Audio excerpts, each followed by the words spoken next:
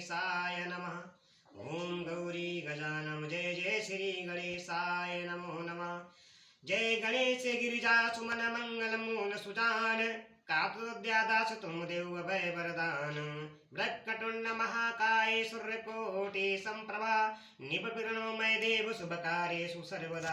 जय जय श्री गणेशाय नमो नमः। जय जय गौरी गणपते नमो नमः। कंठे यस्य विराजते हि गरलं गंगा जलम मस्तके वामे अन्य गिरिराज राजतनेजा भवानी पतिं नंदी सकंद गणराज सहित श्री विश्वनाथ प्रभु काशी मंदिर स्तुतो खिली क्रोधि सदा मंगलम कपूर गौरम कर्वम तारम संसार सारम भुजगेन्द्रहारम सदा वसंतमितार विंदे भवम भवानी सहितं नमामि। कई दंडवत प्रेम देजि शिव सन्मुख कर जोरी विनय कर जगत गत संसमुज घोर गति मोरी बोलो हर हर महादेव तुम सदा जय जयकारम। अखंड नंद बोधाय शिष्य संताप हरिणे सच्चिदानंद रूपाय तस्मै श्री गुरुवे नमः। अखंड मंडलाकारं व्याप्तेन चराचरं तत्पदर्शितेन तस्मै श्री गुरुवे नमः। अज्ञानतिमिरान्धस्य ज्ञाननशकालाय चक्षुर्मिलितं तस्मै श्री गुरुवे नमः। गुरुर्ब्रह्मा गुरुर्विष्णु गुरुर्देवो महेश्वरा गुरुर्साक्षात् परब्रह्म तस्मै श्री गुरुवे नमः। श्री गुरु चरण सरोज रज निज मन मुकुर सुधारि वरनहु रघुबर विमल जसु जो दायक बलुचारि बुद्धिहीन तनु जानिके सुमरहु पवन कुमार बल बुद्धि विद्या देव मोहि हरहु कलेश विकार संकट मोचन महावी तुम सदा जय जयकारो। ओम नमः शिवाय जय महादेव शिव नमः शिवाय। ओम नमः शिवाय जय नमः शिवाय हरे हरे महादेव शिव नमः शिवाय।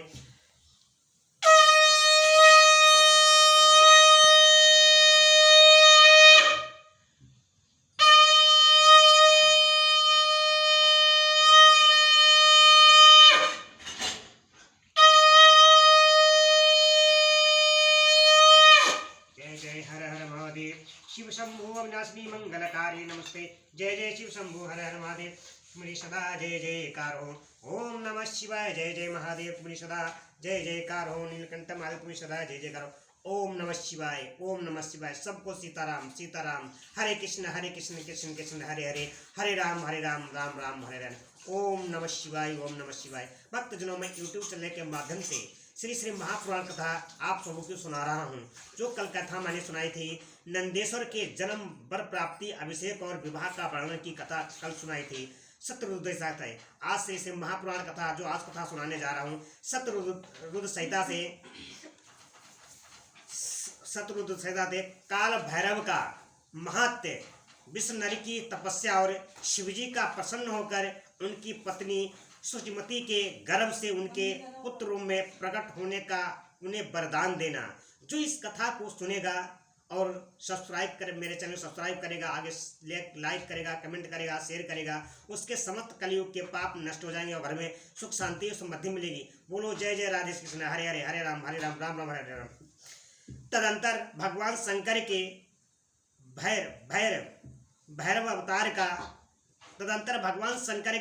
भैरव अवतार का वर्णन करके नंदेश्वर ने कहा कि महामुने परमेश्वर शिव उत्तम लीलाएं रचने वाले तथा सत्पुरुषों के प्रेमी हैं।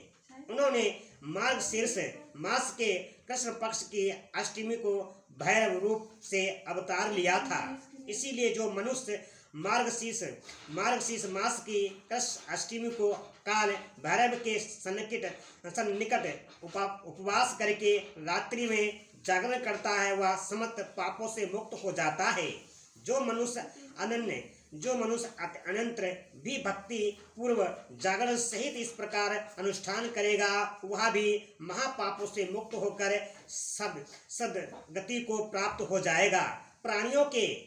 प्राणियों के लाखों जन्मों में किए हुए जो पाप हैं वे सबके सब काल भैरव के दर्शन से निर्मल हो जाते हैं। जो पूर्व काल भैरव के भक्तों का अनिष्ट करता है वह इस जन्म में दुख भोग कर पुनः दुर्गति को प्राप्त होता है। जो लोग विश्वनाथ के तो भक्त हैं परंतु काल भैरव की भक्ति नहीं करते उन्हें महान दुख की प्राप्ति होती है। काशी में तो इसका विशेष प्रभाव पड़ता है। जो मनुष्य वाराणसी में निवास करके काल भैरव का भजन नहीं करता, उसके पाप शुक्ल पक्ष के चंद्रमा की भांति बढ़ते रहते हैं। जो काशी में प्रत्येक भौम बारिकी कृष्ण अष्टमी के दिन काल राज का भजन पूजन नहीं करता, उसका पुण्य कृष्ण पक्ष के चंद्रमा के समान क्षीण हो जाता है। तदंतर नंदेश्वर ने वीरभद्र तथा सारभाव तार का वृत्तांत सुनाकर कहा, ब्रह्मापुत्र भगवान शिव जिस प्रकार प्रसन्न होकर विश्वनर मुनि के घर अवतरित हुए थे, शशि मौली के उस चरित्र को तुम प्रेम पूर्वक श्रवण करो। उस समय वे तेज की निधि अग्र रूप सर्वात्मा परम प्रभु शिव त्रिलोक के आधिपति रूप से गृहपति नाम से अवतरित हुए थे। पूर्व काल की बात है, नर्मदा के रामायणी तट पर नरमुर नामक का एक नरमपुर नाम का एक नगर था। उसी नगर में विश्वनर नाम के एक मुनि निवास करते थे। उनका जन्म सलिंद गोत्र में हुआ था। वे परम पावन, जय जय बोलो राधे भोलेनाथ कृष्ण राधे महादेव, कुंड आत्मा, शिव भक्त, महाब्रह्म तेज के निधि और जितेंद्रिय थे। ब्रह्मचार्य श्रम में उनकी बड़ी निष्ठा थी। वे सदा ब्रह्म यज्ञ में तत्पर रहते थे। फिर उन्होंने सुषमती नाम की एक सद्गुणवती कन्या से विवाह कर लिया और वे ब्राह्मणोचित कर्म करते हुए देवता तथा पितरों को प्रिय लगने वाला जीवन बिताने लगे। इसी प्रकार जब बहुत सा समय व्यतीत हो गया, तब उन ब्राह्मणी की भर्या सुषमती, जो उत्तम व्रत का पालन करने वाली थी, अपने पति से बोली, प्राणनाथ, स्त्रियों के योग जितने आनंदप्रद भोग है, उन सबको मैंने आपकी कृपा से आपके साथ रहकर भोग लिया। परंतु नाथ, मेरे हृदय में एक ललसा चिकार काल से वर्तमान है और वह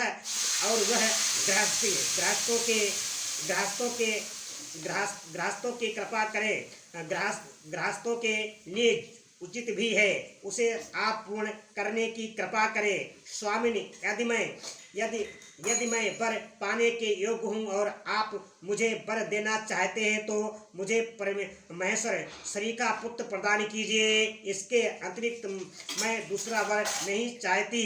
नंदेश्वर जी कहते कि मुने पत्नी की बात सुनकर पवित्र व्रतपरायण ब्राह्मण विश्र नर क्षण भर के लिए समाधि स्थित हो गए और हृदय में यूं विचार करने लगे, आहो, मेरी इस सुमांगी पत्नी ने कैसा अत्यंत दुर्लभ वर मांगा है।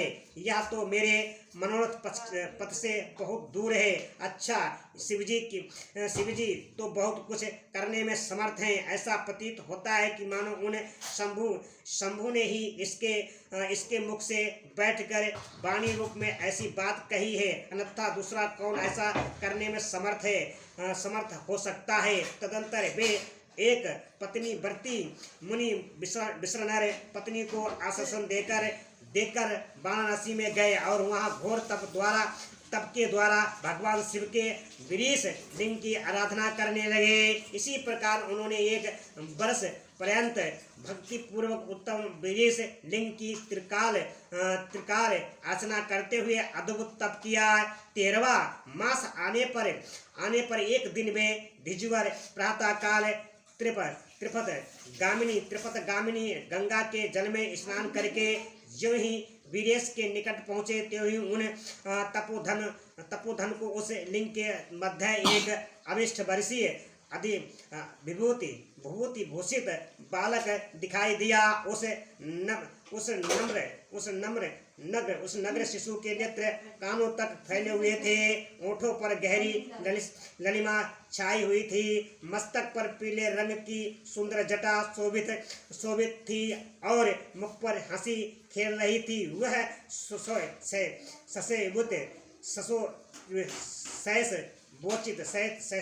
सहसोचित अलंकार और चिता भस्म धारण किए हुए था तथा अपनी लीला से हंसता हुआ श्रुति सूक्तों का पाठ कर रहा था। उस बालक को देखकर विश्वानर मुनि कृतार्थ हो गए और आनंद के कारण उनका शरीर रोमांचित हो उठा तथा बराबर नमस्कार है तो उनका यथोगत गार फूट पड़ा। हृदय युद्ध गार फूट पड़ा। फिर वे अभिलाषा पूर्ण करने वाले 8 पादों द्वारा बालक रूपधारी परमानंद स्वरूप शंभु का कीर्तन करते हुए बोले कि विश्वनारायण ने कहा भगवान आप ही एकमात्र आदित्य ब्रह्मा हैं। आप यह सारा जगत आपका ही स्वरूप है। यह अनेक कुछ भी नहीं है। यह बिल्कुल सत्य है कि एकमात्र रुद्र के अतिरिक्त दूसरा किसी की सत्ता नहीं है। इसीलिए मैं आप महेश की शरण ग्रहण करता हूँ। शंभु आप ही सबके कर्ता हरता है तथा जैसे आत्मधर्म एक होते हुए भी अनेक रूप में दिखता है, उसी प्रकार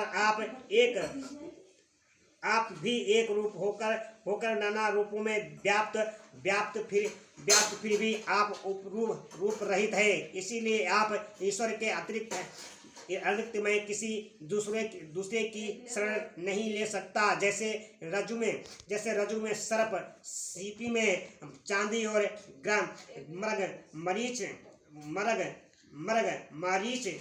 मरीचिका में जल प्रभाव का भान मिथ्या है। उसी प्रकार जिसे जान लेने पर वह विश्व प्रपंच मिथ्या भाषित होता है। उन महेश्वर की मैं शरण लेता हूँ। शंभु जल में शीतलता, अग्नि में दहकता, सूर्य में गर्मी, चंद्रमा में आहद करिता, पुष्प में गंध और दुग्ध में घी वर्तमान है। वह आपका ही स्वरूप है।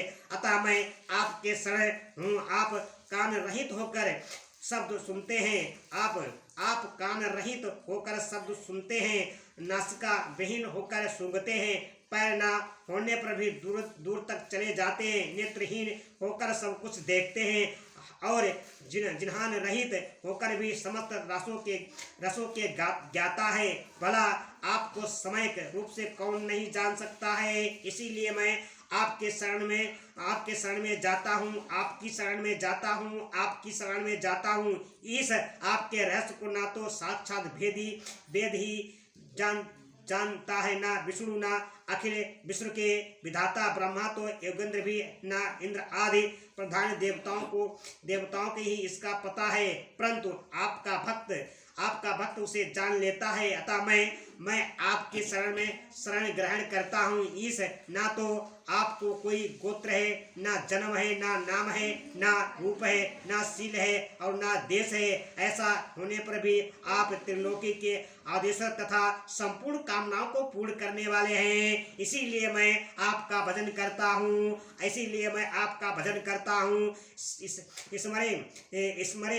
स्मरे आप सर्वस्वरूप है। यह सारा विश्व प्रपंच आपसे ही प्रकट हुआ है। आप गौरी के प्राणनाथ दिवंगर और परम शांत हैं। बाल, युवा और बुद्ध रूप में आप ही वर्तमान हैं। ऐसी कौन सी वस्तु है जिसमें आप व्याप्त न हो। अतः मैं आपके चरणों में नमस्कार करता हूँ। नंदेश्वर कहते हैं कि मुने योग स्तुति करके विप्रवर विश्वनाथ हाथ जोड़कर भूमि पर गिरना ही चाहते थे। तब तक संपूर्ण वृद्धों के भी वृद्ध बाल रूपधारी शिव परम हर्षित होकर उन्हें वेद भूदेव से बोले। बाल रूप शिव ने कहा, मुनिश्रेष्ठ विश्वानर, तुमने आज मुझे संतुष्ट कर दिया है। भूदेव, मेरा मन प्रसन्न हो गया है। अतः आप तुम उत्तम वर मांग लो। यह सुनकर मुनिश्रेष्ठ विश्वानर कृतज्ञ हो गए। बोलो हर हर महादेव, सदा जय जयकार हो गए और उनका मन हर्ष मग्न हो गया। तब वे उठकर बाल रूपधारी शंकर जी से बोले। विष्णु ने कहा कि प्रभावशाली महेश्वर, आप तो सर्व अंतर्यामी, ईश्वर संपन्न, सर्व तथा भक्तों को सब कुछ दे डालने वाले हैं। भला आप सर्वज्ञ से कौन सी बात छिपी है? फिर भी आप मुझे दीनता प्रकट करने वाली याचिका के प्रति आकृष्ट होने के लिए क्यों कह रहे हैं? महसान, ऐसा जानकर आपकी जैसी इच्छा हो वैसा कीजिए। नंदेश्वर जी कहते हैं कि मुने पवित्र व्रत में तत्पर विष्णु के उस वचन को सुनकर पावन शिशु रूपधारी महादेव हंसकर विष्णु से बोले, सुचे, तुमने अपने हृदय में अपनी पत्नी सुचमती के प्रति जो अभिलाषा कर रखी है वह निश्चय थोड़ी ही समय में पूर्ण हो जाएगी। महामते, मैं सुचमती के गर्भ से तुम्हारा पुत्र होकर प्रकट होऊंगा। मेरा नाम ग्रहपति होगा।